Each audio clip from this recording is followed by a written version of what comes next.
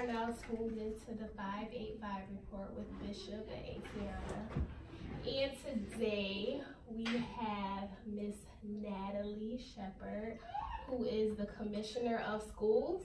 Yes. Okay, I just want to make sure I get your title right. And we are going to talk about the current climate of the Rochester City School District. And we're moving on from our segment from small businesses. Bishop, how you doing today? It's Thursday. I'm here with two of my favorite people in the world. Since when I'm your favorite? Like, did that just happen? It's like MySpace. I got like the top 4. You know? I mean, I can take you out if you want me to. I'm cool with that. Nah, I appreciate it, I suppose. And I just found out, and I sent you the message that we have been friends on Facebook for 5 years, and I've known you for 1 year, really. And never talked to me. We never talked. Let's clear that. She's never talked to me. She was my friend for 5 years. That's crazy. Wow, wow. That's social media for you. Now I got a question if she's really even my friend. Don't. Everything's in question at this point. Everything. Don't do that. All right, so if you are just listening to the 585 report, every week we are highlighting good things that happen in Rochester. We are tired of the negativity, so we're going to bring a positive spotlight on our education system with our series. And we're going to do that by first kicking it off with Ms. Natalie. So you want to start by telling us a little bit about yourself? Yeah, so I guess the short story Is the long story? it is. You know, it started on a cold winter's night, November 20th, 1986. That's when I was born. But from there, I guess I started my career really in social work and juvenile justice. And from that point, I was really an advocate on the outside of the system, thinking I was just going to beat the system from the outside. And when I started to learn how to navigate through it with my kids, that's then how I got on the inside into politics. Never thought I would be here, but I do think it's a calling. I'm here, and so I'm trying to see what we can do now that we've got an inside seat. Okay, I think I was the same way. I was from the outside looking in as well until I started in this position that I am in at RIT, and then I'm actually in the schools, and now I want to have a seat at the table just like you. So that's where I'm at. So what is your experience with public education? Ooh, so you're bringing me back and re-traumatizing me because I just ran. I've been on the board for a little over a year, and when I ran, you know, that was actually one of the major criticisms for me. The 2 criticisms were, one, that I went to Catholic school growing up, K through 12. So I went to Sacred Heart Cathedral for K through 8, and then I went to Bishop Kearney High School for 9 through 12. And my daughter is also not in the public schools. She is in private schools as well. But my experience has been, again, through my job. I started off working with kids who have been in touch with the juvenile justice system. I'm back there now. That went to me working at BOCES as an associate teacher. Then I was at Hillside working with kids in all the surrounding counties, not just Monroe. And so I was in and out of those school districts as well, mainly public school districts. So that has been my experience from the outside. Now that I'm on the inside, you know, I'm all up and through the system, figuring out how it's connected, not just locally, but also on the state level. Okay. And for our listeners, and for me as well, who is just learning about the board, what is the primary work of the board? What are they here to do for us? So let me start this off by just saying, you know, a lot of it, when you look at the news, it's like sensationalized, but Ooh. I can tell you, I know that's a good word. That's a perfect word. Sensationalized. But like, that's like 1% of the work. 99% of the work is reading, meetings every day, almost, and just really understanding and researching like where we are right now, where we come from, and where we want to go. So it's 1% fun, I'll say 1% glamour, 99% research. And you said you guys meet every day? Almost. There's some sort of meeting almost every day. So if you're going to do the job right, you can't just go to board meetings. You have to be out in the community. You have to understand what people are saying in regards to the neighborhoods and the schools that are in those particular neighborhoods. So there's almost a meeting every day. Wow. Yeah. I I really, I know it's tired, so you got to tell me, because I thought I was coming in and it was gonna be easy peasy like in one of my roles, but you really don't understand what you're taking on until you actually get on the inside. Do you think if the school district was in a better shape, it would be easier for you? Yes, most definitely, and it's funny, because we catch a lot of slack, right? I'm gonna try to be pleasant in how I describe where we're at right now, but we catch a lot of slack in the district, and I don't think people realize. For me, I can speak for myself as an individual. I would like to work less, so I'm actually not trying to keep things going where I have to, put out this fire and put out that fire. I want it to be smooth sailing. I want to be able to kick back like they do in suburban areas. Their school board definitely doesn't have to work as hard as we do.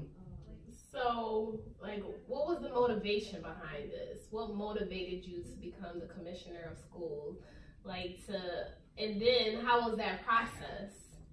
So I guess what motivated me was the fact that I learned how to navigate a system for the kids on my caseload, and I really treat them like they're my own. Me too. And I have a very big faith in Christianity, and I was praying about it, seeing what was going to be my next step, because I knew that wasn't where I was going to end at, was at Hillside. And so as I was doing that, people were saying like, well, you're good at doing this, you're good at doing that, why don't you run for office? I was like, absolutely not, and I think I can say it now. I'm like, politics is for the birds. But it was something that I felt was the next step on my journey, and so here I am.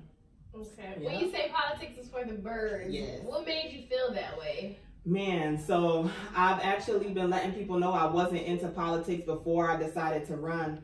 And really, I guess for our age group and younger, like the way that it's presented to us is not interesting, I would say. Yeah, like it's a lot of, and this is, I don't want to sound like an ageist, but there's a lot of older folks in politics that just don't understand how to get the message to us where we would actually be interested in taking on the role.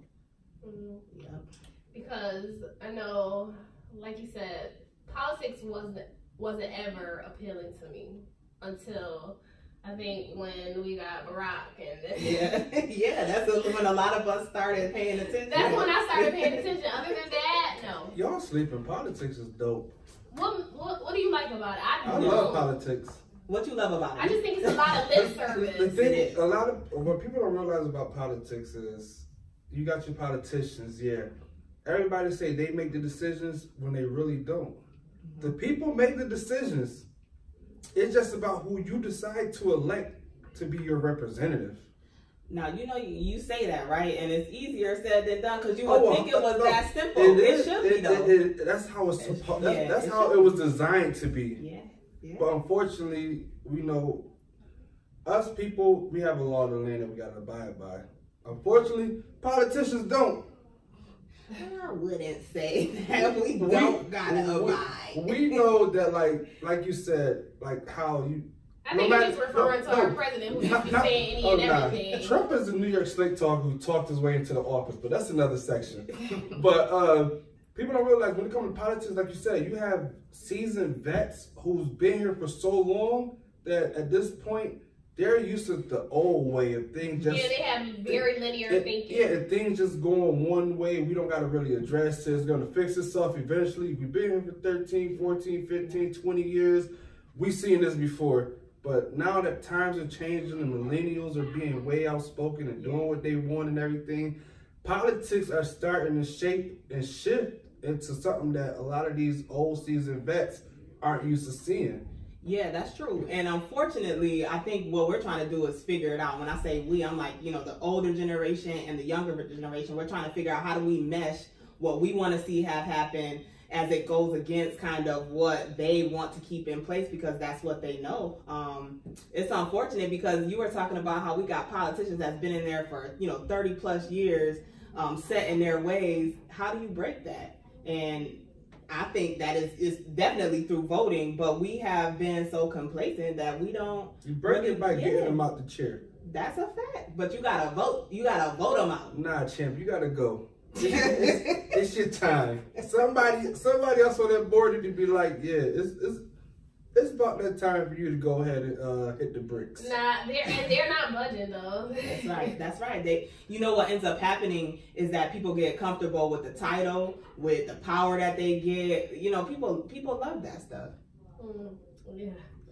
So, what are some of the priorities of our district for this past school year and coming?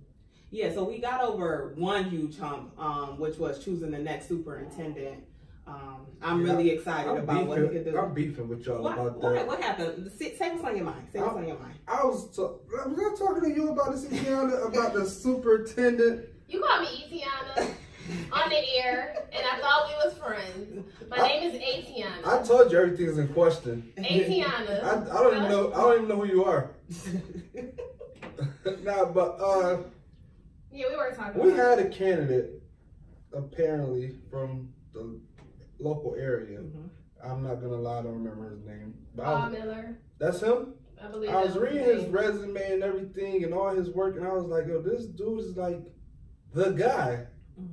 But for some reason, we outsourced to someone from another state. Terry Dade. So, I guess let me say it like this, because legally I can't say a lot about how we chose him behind the scenes. But what I can say is that I actually post with Dr. Paul Miller. I think he's a dope cat. I haven't been going back and forth with people on social media about it because where I stand is not to put him down in any way. He's doing dope stuff in education. But when we looked at comparing resumes, not just his, but the other applicants that we got, and we put that up against what the community, I guess the community that gave input along the process, we put them up against our profile, and we ended up with the candidates that we ended up with as finalists. And it's not to say that he's any less of an educator, but I'm really excited about Terry Day. He's about to be a doctor within 30 days, I think. In June, he'll be a doctor, and he's a dope cat. He was definitely in my top. What makes him in your top? What made him a good candidate? So, now we get bashed for a lot of things in the media, but for some reason we never really touch on what it is that we need right now to turn this district around. So we got low scores. But what does that look like for a leader in the district to have low scores and to get our kids on the right path? I talk a lot of junk about the fact that we got the state taking schools out of receivership status, which means that they get more oversight from the state. They're coming up out of that negative status, and they still only got a handful of kids that are proficient. That's a problem. And so that takes a certain level of skill, and what I can say that Terry brings to the table is he's done it before. He has systems that actually work. And so what I feel like now that we have somebody in there who understands how to get these systems on point, we as the board or we as a community, we can't run him up out of town. We gotta really have his back. You gotta get behind we gotta have his back. That's what I was gonna ask. I know you can't say too much about it, but do you feel like since he's not from here or he's from a different state or whatnot, he's from Georgia, I believe? He is from Washington, D.C. Oh, well, he's from here. Yeah. He's on the East Coast. Yeah, he's from Virginia, D.C. Do you think that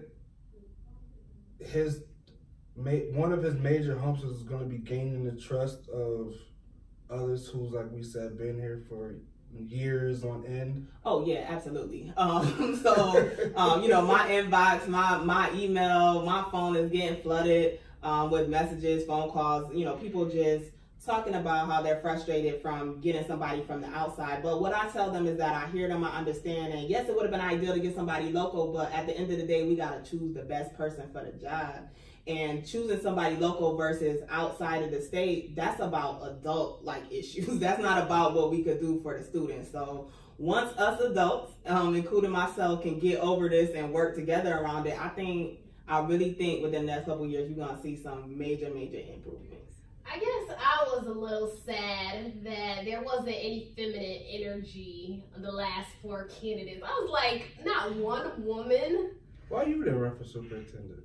Oh, child, you gotta go through all types of schooling and get all these letters behind your name. I can't say too much about who else we had because we dwindled it down.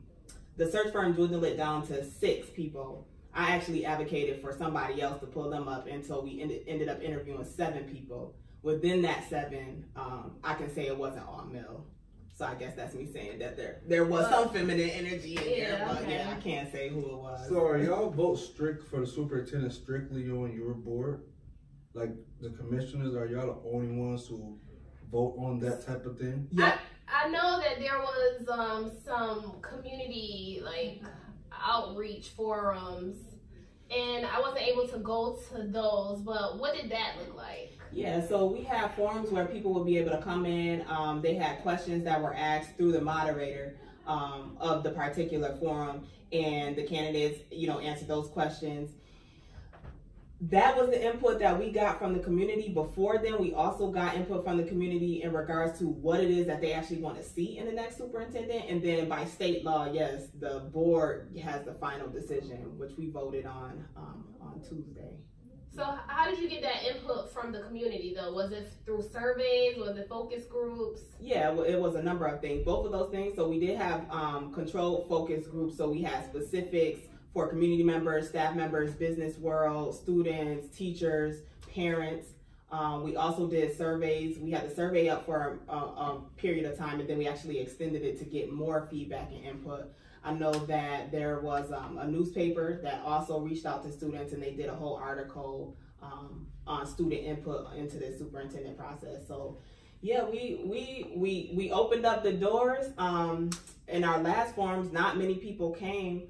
But at the end of the day, I actually wasn't discouraged. I would like for people to get enthused about who the next leader is. But at the end of the day, we are voted in by the community. And so we are supposed to represent community voice. Where we get in trouble, though, is that not everybody in the community is saying the same thing. So then it's like, who are you advocating for? And what's going to be your final decision? That's what we've seen here. We've seen people divided on this. So we got people in our community that say, well, we voted you in. You need to pick the best person.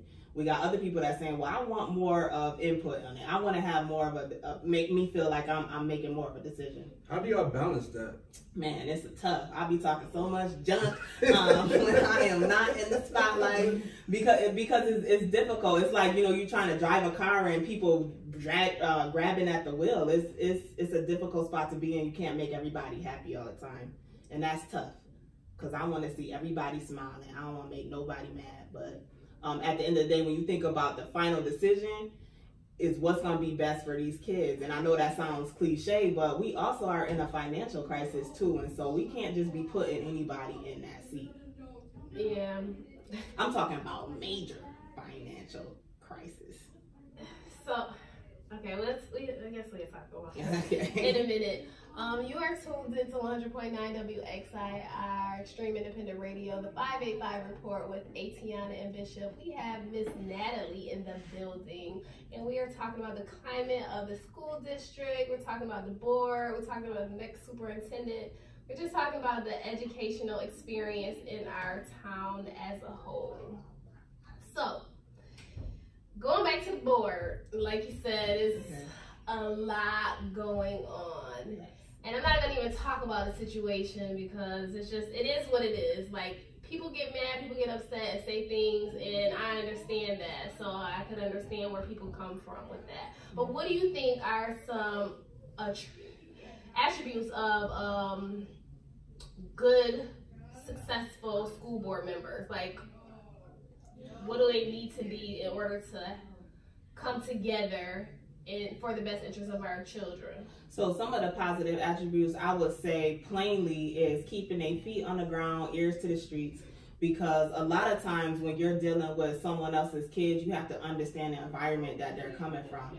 And I don't think people really realize how real that is once we have a kid in the classroom and we don't know what it is that they're coming from. We don't know how to interact with them in the schools. That's one of our major attributes as an elected official, because then we are supposed to be that bridge. We're supposed to be advocating for things like restorative justice or more money for different programs that our kids may need, or even going to different municipal bodies like the county ledge, our state legislators, and asking them, for assistance on how we can make this all come together.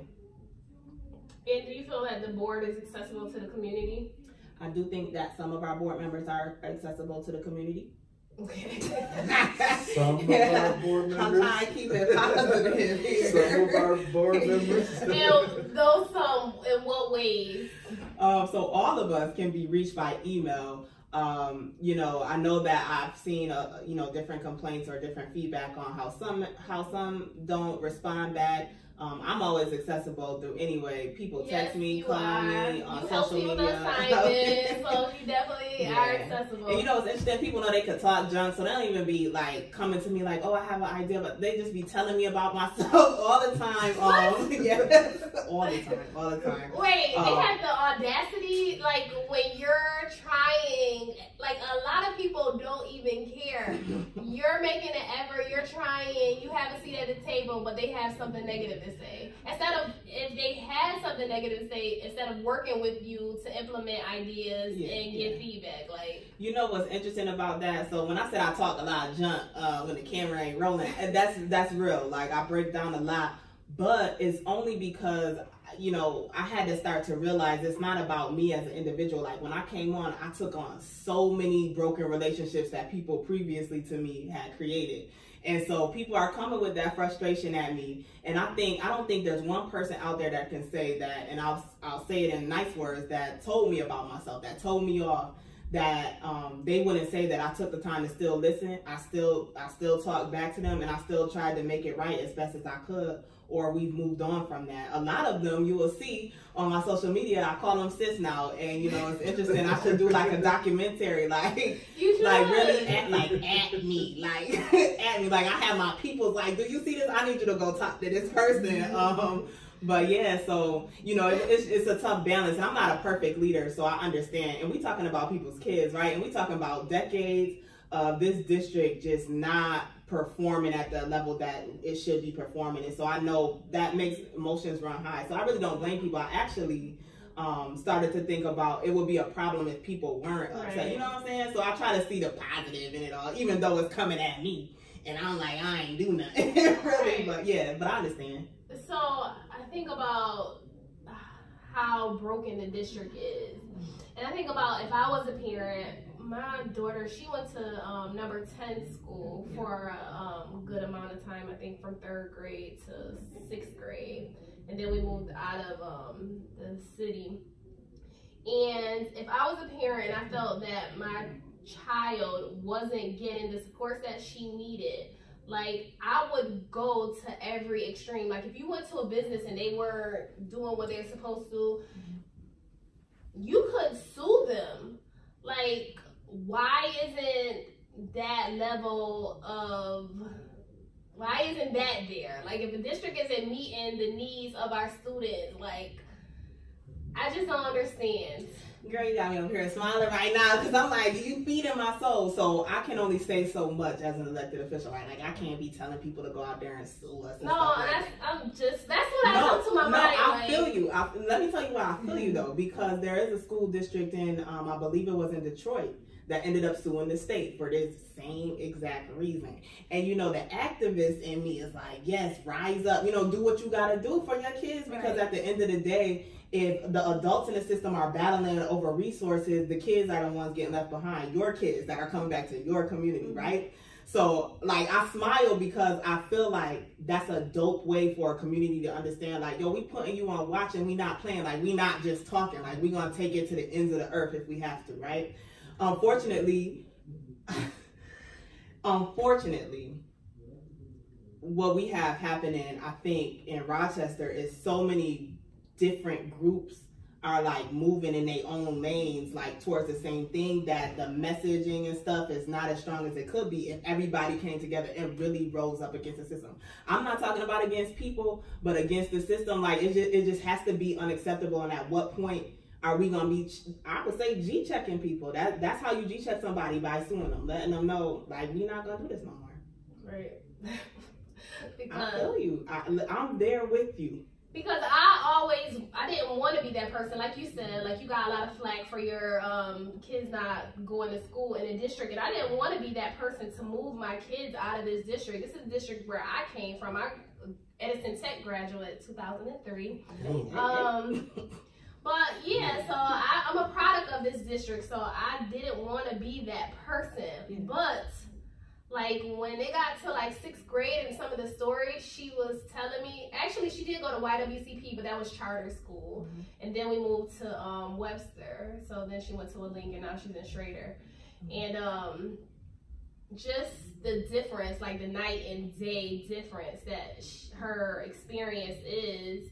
And my son, he's been in urban suburban since what, 1st, 2nd grade. And so all he knows is suburban districts. So, I mean, that was my concern. Yeah, and let me just say a couple of things around that. Like, so first of all, for me in the position that I am, I'm like, okay, it doesn't matter if a parent is involved or not. Like when they sign their kids up, or what level they're involved, when they sign their kids up in the beginning of the school year, the school district has like a responsibility. And you can't tell me no parent on this earth will want their kids to be failing. Like if they had an option between being successful or being a failure, they're gonna choose successful. Like that's just where I'm at with it. And even though my daughter is not in our school district, that doesn't interrupt the way that I advocate at all. Like no, if I didn't say that, a lot of people don't even know. They just assume that she goes there, because the way that I advocate is the fact that these are my daughter's friends. Like we all live in the same neighborhood. Like y'all not just about to keep doing our kids that way, you know? Right. So I really feel a connection to every kid, no matter what school they go to. But specifically in the school district, now that I'm in this role, I advocate for the kids. Like I would want somebody to advocate for my daughter, you know, if I'm not around, or if I'm not able to do the deep level dive into the system like how I do in my position. So I feel you on that. So I got a question. So how she said is the difference in the experiences night and day. Because no matter what school you go to, is New York State, you have the same curriculum. Do you feel, I mean, 2 + 2 is 4 no matter what curriculum you take. It's just the way it's implemented. And that's my question. Do you, because I went to Marshall, I graduated Marshall. We had sensational teachers there who actually cared about the students. This is gonna sound bad, but it's a question a lot of people don't ask. Do you feel, or either one of you feel, because I know you can't say a lot of stuff, that some of the newer teachers now don't have that same connection with students that some of the older teachers that our generation grew up with had? Like our generation of teachers, I think they was darn near your parents. Right. They will put you in your place in a heartbeat and dare your mother or father to come up there and challenge you. No, your mother or father was behind them. Like your mother or father wasn't challenging what they were saying, like some of the parents that we interact with now. I think as far as the older teachers, my teachers, most of them, they're aged out. Like it's some of them that are still around, maybe that were younger when I was going to school. However, I feel like the younger teachers make the connections because they're closer in age to the kids. They can relate more to the kids. It's the older teachers that are tenured that know that, you know, regardless of what happens, I still will have my position. Those are the teachers that we need to do some deep professional development and, you know, I think teachers should be going through professional development after every school year. Oh, they have to. Yeah, they get it throughout the year too. But back to your point, Bishop, I would say that we're kind of in a tough position right now. So it's a different type of child than even when you and I, you know, all of us grew up, right? It's a different type of child. I ain't gonna say whether it's good or bad, but it's a different type of child. Yes. And with that, you know, and I really want to break some of the, I won't say myths, because people, you know, they've had their experience with teachers. I don't think that age is the deciding factor on whether a teacher is going to be good or not. So I've seen teachers and heard of stories where older teachers are able to adapt because they understand as times change, they have to change in order to make sure that the kids are learning right. But then you got younger teachers that come in and they are so textbook, right? They haven't been seasoned. They ain't been around kids because, you know, they're like in their early 20s coming into one of our classrooms in our district with our different type of children, right? And they don't know what to do. They don't know how to manage their classroom. So I think it goes both ends, that an effective teacher, regardless on what age you are, although, you know, it's nice to have younger, fresher, teachers that look like our students. Facts, that's a fact. And understand our students, right. Above all else. Yeah, that's an important aspect. And again, I will drive this home. You're gonna see me talking more and more about how the state gets involved with this. You brought up the fact of teachers being tenured and being comfortable in their positions because they know it's not you gonna have to jump through 5 million hoops to get them up out of their job. That's a problem, and that's a problem at the state level in regards to the laws that they put in place for tenure. I talk a lot about the teacher contracts. You know, they had me about talking about contracts. I'm not anti-union at all. Teachers got like the best contracts. I'm not anti-union. Unions are important. But at the end of the day, if what we are giving to you through a contract is harming our kids, that's a problem. Like, I don't understand why it's a problem. Like, it's nothing personal, it's just a problem. And so I brought up before we took a little break that we are in a financial crisis. And deep diving into the budget, you'll understand that we're cutting back programming for students because we have to afford teacher raises in a district that has the lowest performance outcomes for students. That's insanity to me. Right? That's craziness. But then you want to come at folks for saying, come at people for saying like, oh, it's the contract. And even, I even catch slack like, oh, I don't know what I'm talking about. I can read. I know for a fact that we are cutting here and we are giving there, and not to say that teachers aren't trying to do the best that they can. So I always try to drive my message with that. I know they're doing the best that they can, but I be questioning, why aren't teachers rising up with us? Like, you should be frustrated that you are I use an analogy, you're a 6th grade teacher and you get in a class full of students that's reading at a 2nd grade level. So you can't even teach at the level that we hired you. You should be mad. You should be upset. And not only that, like, I think about teachers because I did a stint of substitute teaching for 2 years, and it was like what made me realize that I didn't want to go into teaching. Oh, no, don't be saying that. No, I didn't. But I still wanted to work for the district, but I did not want to go into teaching. Yeah. But, so these teachers, some of them, they work on these lesson plans, and they work, and then they're like shot down the drain when you have students who are disruptive, and so it can get real discouraging when you go through all this to make a lesson plan, and then, you can't even.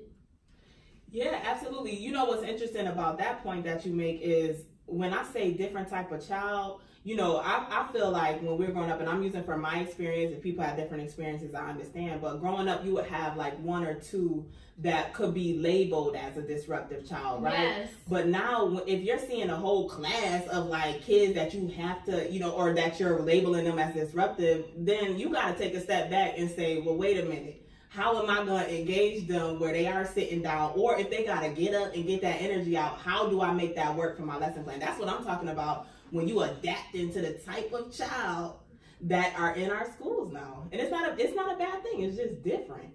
It's totally different. I think that puts a strain on the teacher at some point. It does. So what, the average class got what? Between 26 to 35 that's students? so much. Yeah, so I think it's up to 25. Well, even still, if it's 25 students with 25 personalities, it's hard to adapt. And that's only one class. Yeah. I don't know if they're still on the 8 periods, or we had the 4 blocks in March, so you only have 4 classes a day. So it's like. So it differs from school to school, and it differs from when your old self was back in school. Yeah, so that's But we are actually coming from having 13, 12 kids in a class, and we are what they call truing up. And so going into the next year and future years, what's going to end up happening is we are going to get up to that 24 kids in a classroom. You'll start to see more classes at that capacity, and it is difficult, especially for teachers who have been doing it for a long time. They're used to a certain way, used to a certain amount of students. Now they have to adjust and adapt, and that's just where we're at. What is your vision for education in our community? Oh, I guess I'll start my next comments off by saying that poverty is always brought up as a reason as to why our kids aren't learning. And I just have to put out there that poverty is just a condition that the family has in the community. And so if we are going to get serious about education, we got to understand, we got to connect, which is why I said earlier, you got to have leaders specifically on the school board and at the state level that are in the communities that understand what to advocate for. So if we're talking about how schools should look, what the day should look like, if we know that we're in a high impoverished area, what does that look like for kids? We know that they don't have transportation, they don't have back and forth to activities that keep them engaged. We know that they don't have money for registration fees, so we should be advocating for that. We know that they may 9 times out of 10 come to school hungry, so how should the school day look where we're not making kids feel like they're isolated because they need an extra meal? You know, you see those, you see stories on social media all the time about different school districts. You'll have like a principal getting glorified. One just the other week, I saw a principal put a washer and dryer in his school for kids to come in and use that at free will on, you know, Friday evenings. And so that's what I see education. I see it being more than just academics. You really have to include all the areas that a kid may have a gap in, and that's just where we're at in this century, is that schools are not just schools for going to class anymore. Like, we got a lot more responsibility. That's what I was going to ask you, because I know we had a lot of life experience classes when I was in school. Like, teachers would go way off subject and they would start talking to you about real life. And do you think that is something, I know you just said that's the vision that you want, but do you think that is one of the major factors that we're lacking, that why the students and teachers can't coexist? Because the students come to school troubled with so much stuff on the outside world that they can't focus on what's going on in front of them in the classroom?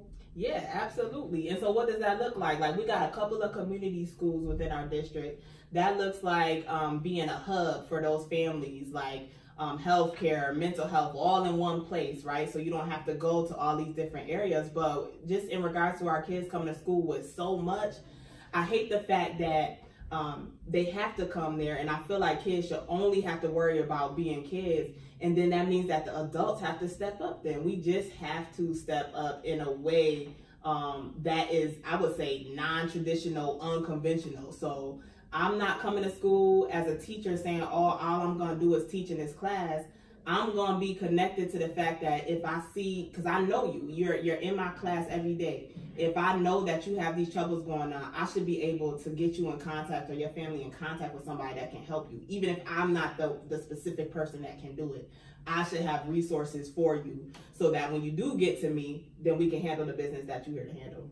Yeah, so one of my schools, Douglas, that's on my caseload, is now a community school. And so they have things like, I think they're in the process of getting a washer and dryer if they already haven't got one. They have like a care closet where students, people bring clothes and students can get clothes.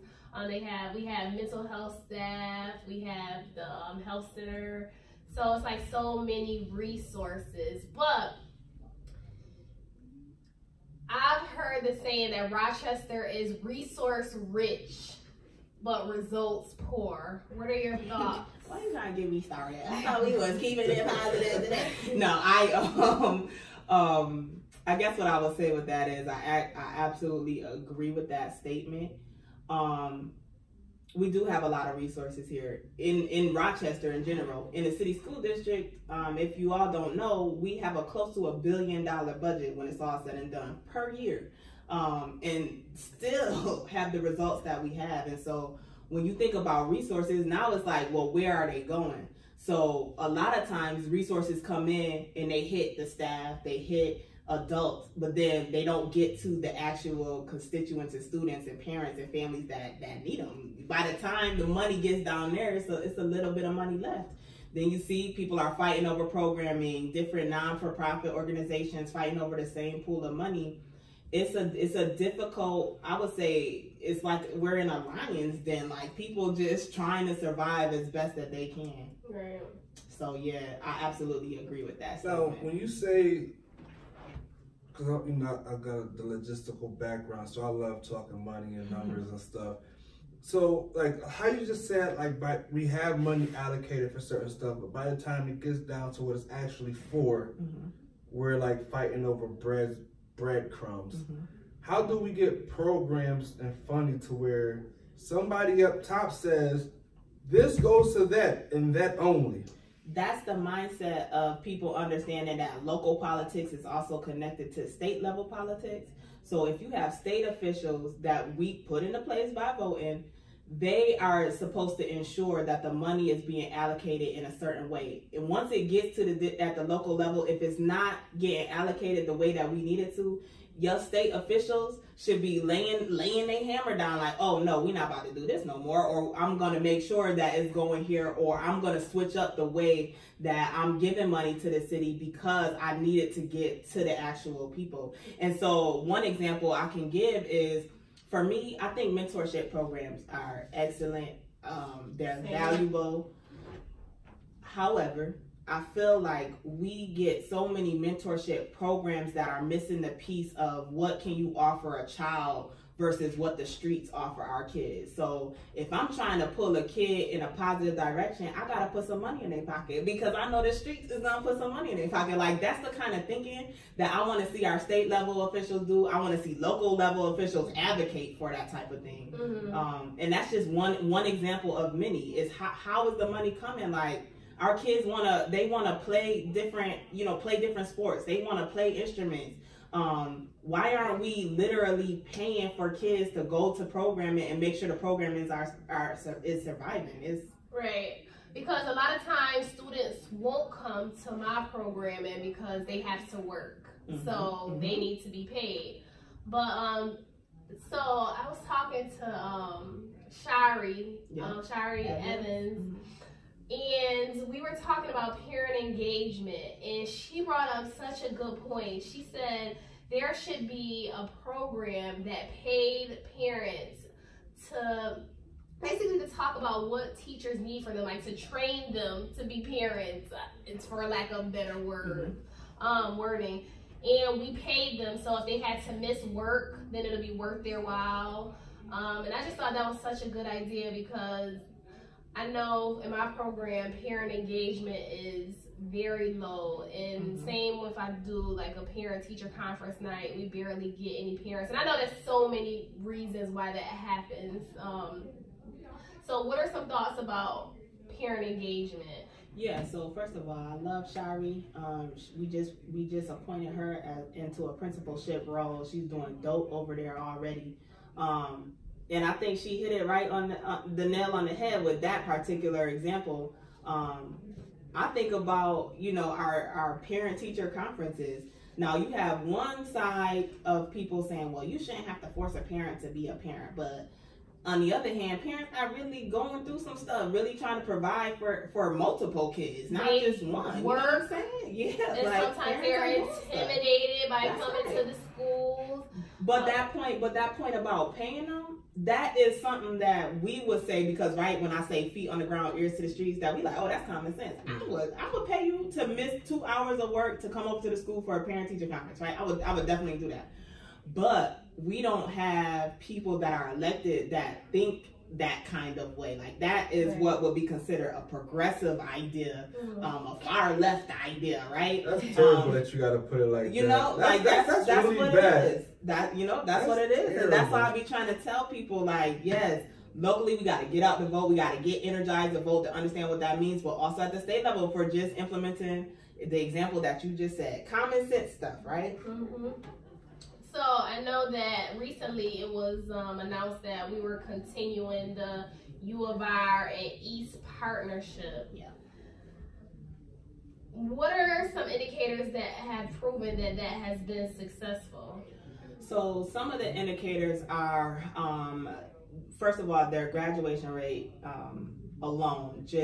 When the East EPO took over, I believe it was like in 30s or something. But now it is in the high 50s. Okay. So not where we need to be by far. I always say it's a difficult position to be in when you're talking about turning around a school, because on one hand you want to congratulate and hand clap the fact that they moving in the right direction, but on the other hand you don't want people to get comfortable, like, oh, you get a couple hand claps, you think now you could take your foot off the pedal. nah, you still got to go full steam ahead. And so that's one area. Another area is the cohort that they were following in regards to where kids were at proficient in their testing for 6th grade. They've gone up into 8th grade, 9th grade now, and they've been following their test scores, and they've improved by over 60% for those kids getting up where they need to be. So those are some of the indicators. Also, parent involvement has increased. I don't know the percentages off the top of my head for that, but that has increased. And now they're partnering as like a community school community school hub with a partnership with 33 School, which is an elementary school. So those kids will be feeding into. Yeah. Oh, so that's so dope. So what do we do to get duplicate the rest of the colleges to get on board? Because let's be real, Rochester got some wealthy colleges. RIT.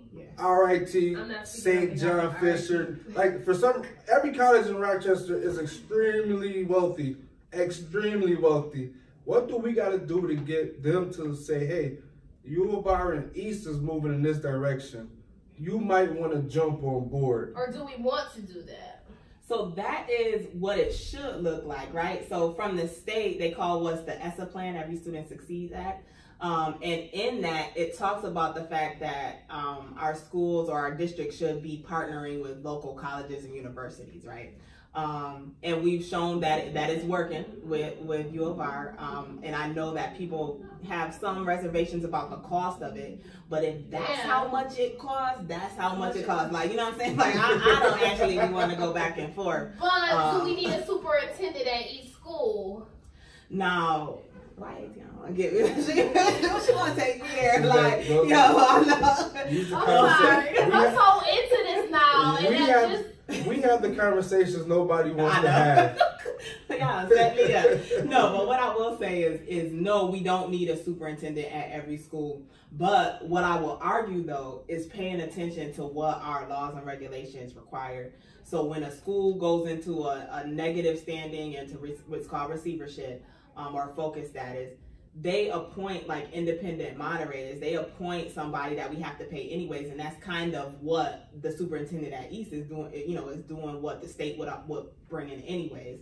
Gotcha. So I would say, and I would say to that too, because I've actually, I don't want to say I fought back because I know that sometimes state commissioner be listening, but I've given feedback on even that happening with our Rise Up school. I'm saying, like, why do we gotta pay this person to come in, you know, and do stuff that we have chiefs of schools for? And so when we start talking about allocation of money, that's what I'm talking about. Like, we just putting in positions just to put them in, and then on the other hand, we cutting back arts and all type of stuff. Yeah, the money could be used for other things. So we got this guy here, but we're about to pay somebody else to come do it. Right. Yeah. So. Is that what you said? No. I didn't say that, Bishop. Why you put that? That's what it sounds. It sounds like we got this. It sounds like we got personnel in positions to do this job. We do, but for some reason.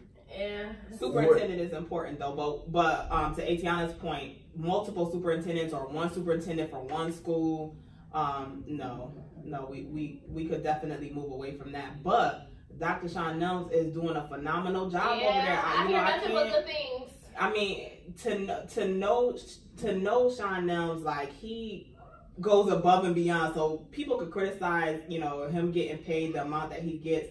But I can vouch for the fact that this man, he be working too for every penny. I mean, he's out here. He's out here bringing in resources for the school. He's making sure that every aspect of that school is up to par. And so he's earned every penny. He's not somebody that, you know, just sitting on his hands. Oh, that's good.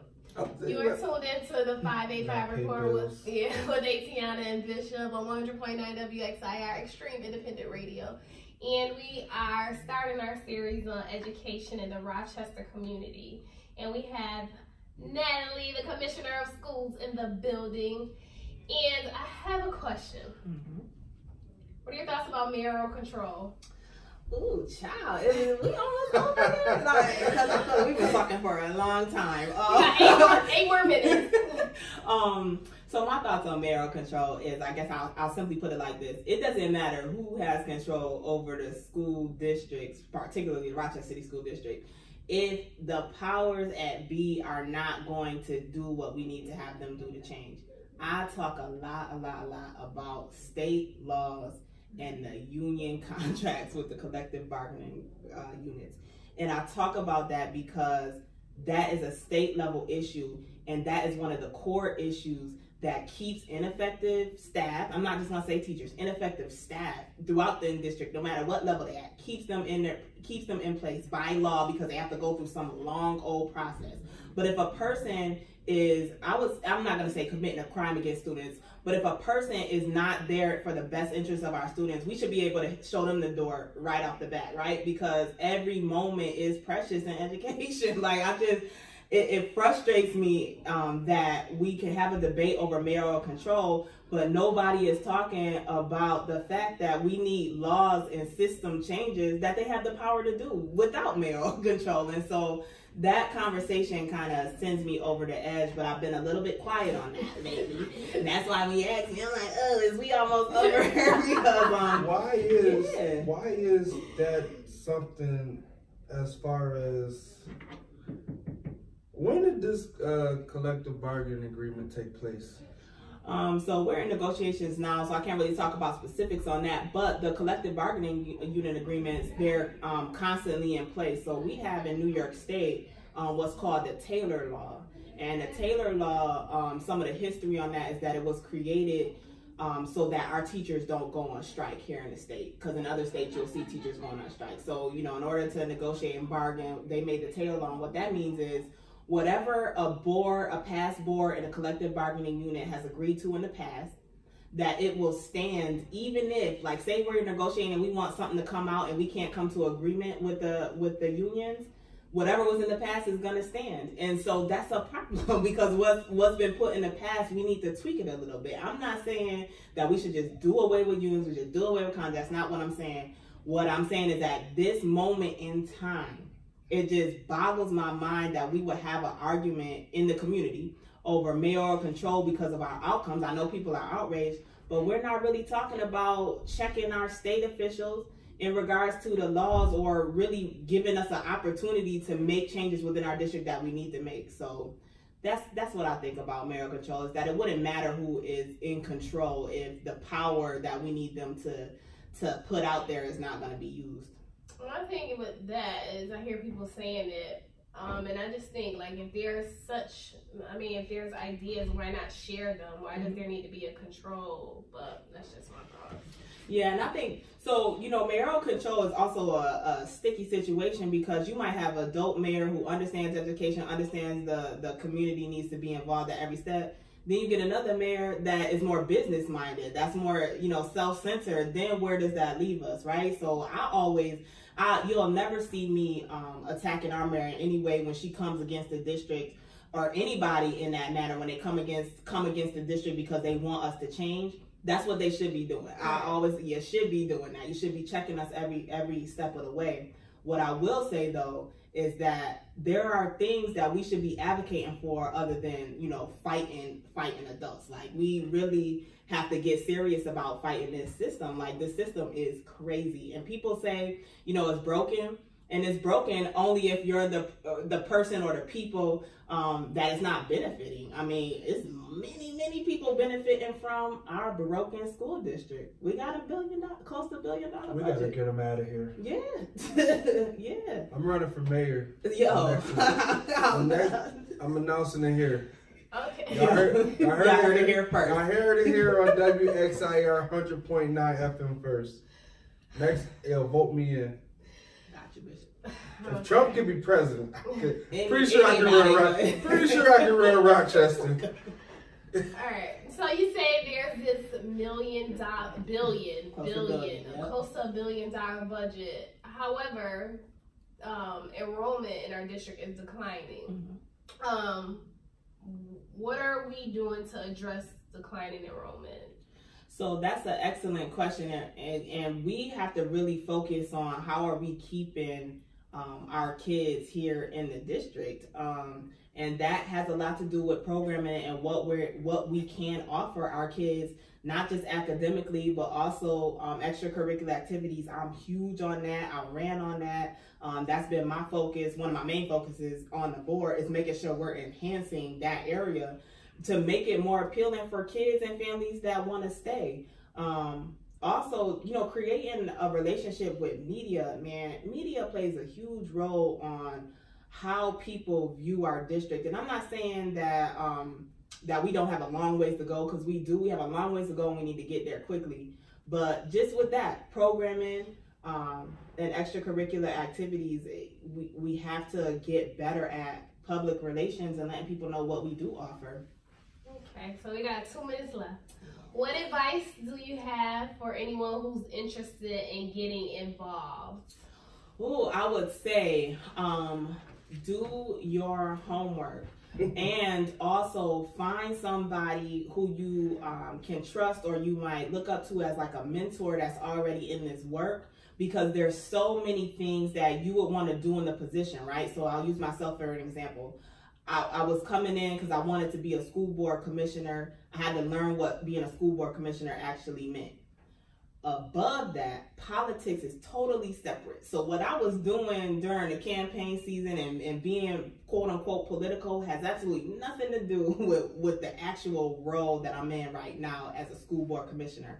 So you have two worlds that you're juggling. You're juggling politics, and then you're also juggling the role. And so my advice is to do your homework and to also find someone that you trust that can help show you the landscape of this political field. Because as y'all know, in Rochester, politics is very, very cutthroat. Y'all only get a glimpse. I just want you to know what y'all see on the surface is just a glimpse of the things that happen behind the scenes. And where can people find you? So I am on social media, on Facebook, on Commissioner Natalie Sheppard is my political page. You could inbox me there. You could also email me at my district email, which is natalie.sheppard@rcsdk12.org. Or you can call, let me get my district number up here because I don't know it off the top of my head, but you could also reach me at 585-857-6878, and that's a number that you can call, and you can also text it.